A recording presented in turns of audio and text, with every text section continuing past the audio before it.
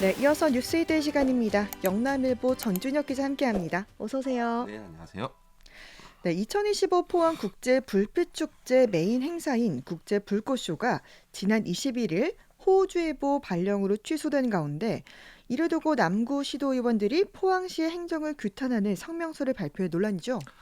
네, 지난 22일 국민의힘 포항시 남구 시도의원은 포항시 행정 시스템의 실패, 책임 있는 해명과 대책 마련을 촉구한다는 내용의 성명서를 발표를 했습니다. 네.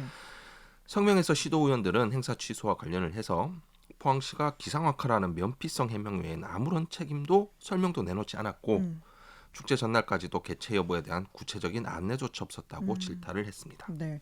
또 이와 함께 형산강 마리나 계류장 사업을 또 예로 들면서 시행정의 전체적인 미비점을 좀 꼬집기도 했다고요. 네, 시의회는 앞서 열린 행정사무감사에서 마리나 관련 사업 전반에 걸친 문제점을 지적하며 이로 인한 예산 낭비가 중대한 행정적 과실로 판단된다 이렇게 밝힌 바 있습니다. 네. 이런 지적과 함께 시도의원들은 축제 취소 결정 과정 및 연기하지 않은 이유, 피해 실태 조사 및 재발 방지 대책 검토, 대규모 행사 운영 매뉴얼 등 행정 시스템 전면 개편을 시에 요구했습니다. 네. 그럼 포항시는 좀 어떤 반응을 보이고 있습니까? 네, 포항시는 이런 즉각스러운 이런 성명서 발표에 황당하다 이런 입장입니다. 네. 이 호우주의보가 발령된 상황에서 축제를 강행했다면 대형 인명사고로 이어졌을 가능성도 배제할 수가 없는 만큼 네. 행사 취소는 시민의 생존과 안전을 최우선에 둔 불가피한 조치였다는 것입니다. 네. 저희가 이제 흰남노도 겪었다시피 네, 네. 이제 영일대에서 기존처럼 개최를 했다면 음. 바닷물이 불거나 이런 일은 없었을 텐데 이제 음. 형산강에서 했기 때문에 음. 순식간에 물이 또 차오를 네, 수가 그럴 수 있거든요. 있죠. 네. 뭐 그런 부분 때문에 급박하게 호우주의보가 발령되자 취소하지 않았나 싶습니다. 네. 그리고 또 포항시 행정 전반 미비에 대한 지적에도 해명을 내놨는데요. 음. 발이나 계류장처럼 뭐 중앙정부와의 협의가 필수적인 사항까지 뭐 단순한 행정 실패로 단정한 것은 섣부른 판단이라는 것이라고 밝혔습니다. 네. 포항시 관계자는 뭐 호우주의보가 발령되고 행사장 내 일부 구간 침수가 발생한 상황에서 행사를 개최할 수는 없었다라면서 포항의 최대 행사를 취소하게 돼 매우 안타깝지만 행정안전부 지침까지 어기고 행사를 강행할 수는 없는 노릇 이렇게 밝혔습니다. 네. 한편 시민들은 대부분 아쉬움을 표하면서도 뭐 안전을 위한 조치였던 만큼 행사 취소 결정에 뭐 일부분 동의하는 부분입니다. 음. 다만 뭐 포고시 행사가 취소될 수 있었다 이런 사실을 뭐 미리 공지하지 않은 점을 지적을 네. 하면서 시도의원들 입장문을 옹호하는 의견도 많았습니다. 네. 불배축제 취소 관련 내용 살펴봤고요. 다음 소식은 정부가 국회에 제출한 추가 경정 예산안에서 포항 영일만대교 건설 예산이 전액 삭감된 걸로 드러난 논란이죠. 네, 사업 자체가 좌초될 위기에 처하면서 지역 정치권에서는 대선 성적표를 받아들여야 할 때라는 우려까지 나옵니다. 네. 지난 24일 정치권에 따르면 정부의 2025년도 2차 추경안에 포항 영덕 고속도로 건설 사업비 2,043억 원 중 영일만 횡단대교 구간 공사비 1,821억 원이 전액 삭감된 것으로 확인됐습니다. 네. 삭감 이유는 불용입니다. 지역 정치권은 즉각 반발했다고요? 네, 국민의힘 김정재 이상희 의원은 우려가 현실이 됐다. 포항과 경북의 오랜 수건 사업인 영일만 대교 건설 사업이 이재명 정부 시작과 함께 좌초될 위기에 내몰렸다고 목소리를 높였습니다. 네. 특히 이들은 부산 가덕도 신공한 예산도 불용 가능성을 이유로 5,224억 원의 공사비가 삭감된 사실을 언급을 하면서 이렇게 삭감된 예산은 전 국민에게 지급되는 민생지원금으로 돌려 쓴다 한다면서 이는 이재명 대통령의 당선을 자축하기 위한 국민 용돈을 십수년 기다려온 지역 수건 사업 예산으로 돌려막겠다는 것에 다름없다 이렇게 지적을 했습니다. 네, 이강덕 포항시장도 이날 포항시 의회 시정질문 자리에서 사업을 계속 지연시키는 정부의 소극적 자세를 이해할 수 없다라고 했다고요? 네, 맞습니다. 이 시장은 영일만대교는 정부가 시행하는 국책 사업이어서 정부의 의지만 있으면 얼마든지 다시 속도를 낼 수 있을 것으로 판단한다 이렇게 밝히면서도 다만 4조 원이라는 예산이 다른 국책 사업과 비교하면 그리 큰 금액도 아닌데 네. 국토교통부를 중심으로 계속 몇 년간 질질 끄는 것을 받아들이기 힘들다 그렇게 말했습니다. 네. 정치권 일각에서는 지난 6.3 대선 성적표 때문이다 이런 시각도 좀 나왔다고요? 네, 부산, 울산 등과 달리 민주당 지지세가 약했던 TK가 이재명 정부 눈밖에 난 게 아니냐 이런 우려도 일부분에서 나오고 있습니다. 네. 한 정치권 관계자는 부산의 경우 이재명 대통령이 직접 뭐 해수부 부산 이전의 연내 이전 방향을 적극 검토할 것을 지시했다면서 네. 이에 반해 TK는 국가균형발전 사업으로 진행되던 영일만대교 건설이 좌초됐다. 앞으로도 이 같은 경우가 이어질 것 이렇게 내다봤습니다. 네.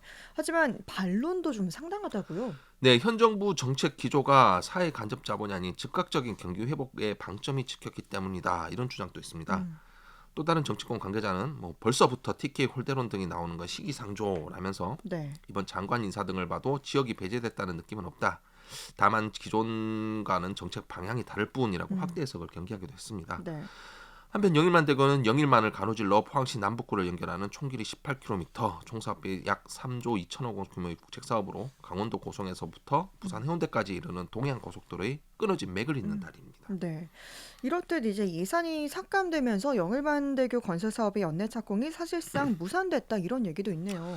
네, 노선 확정이 계속 미뤄지면서 정부가 건설 예산 전액을 삭감을 했는데 네. 설사 노선이 정해지더라도 이후 설계 등에 걸리는 시간을 고려하면 올해 첫 삽을 뜨기가 물리적으로 불가능하다. 네. 이런 분석입니다. 더구나 올 연말 포항 영덕 고속도로 완공에 맞춰서 영일만대교 착공을 준비했던 포항시로서는 애가 타는 입장이 됐는데요. 네. 고속도로 개통과 맞물리며 국도 대체 우회 도로인 지금의 현 영일만대로가 포화 상태에 음. 다다를 것으로 예상되기 때문입니다. 네.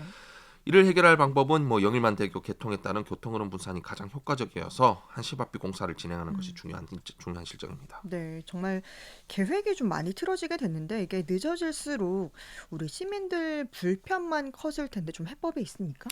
일단 포항시는 현 시점에서 가장 시급한 것이 영일만대교 노선 확정이라고 강조를 했습니다. 네. 그 이유는 정부가 이번에 1,821억 원 영일만 횡단대교 구간 공사비를 삭감한 이유가 불용이라서 아까 전해드렸는데요. 쉽게 말하자면 불용이란 것은 연내 집행하기가 어려울 것으로 판단돼 삭감했다는 것인데 네. 시는 노선 확장이 신속히 이루어지면 예산을 다시 살리는 것도 가능할 것으로 보고 있습니다. 그럼 현재 이 사업 진척은 어디까지 와 있습니까? 네, 현재 국토부와 기재부 등에서는 기존 노선의 사업비 증가에 따라 추가 노선에 대한 검토 용역을 추진 중인 것으로 알려졌습니다. 즉 대안 노선을 좀 마련한다고 보이는데요. 네. 용역 자체는 곧 마무리될 것으로 보이나 어떤 노선으로 확정되는지가 관건입니다. 만약 국토부가 비용을 이유로 영일만대교 노선 규모를 대폭 축소를 한다면 네. 기존의 포항과의 남부가 북을 이어서 동해안을 관통하는 고속도로 마련한다 이런 당초 목적 자체를 달성할 수가 없게 됩니다. 네. 즉 영덕, 포항, 울산을 잇는 고속도로가 반쪽짜리로 전락하는 것입니다. 이강덕 포항시장도 이런 점에 대해서 좀 우려를 표하고 나섰죠.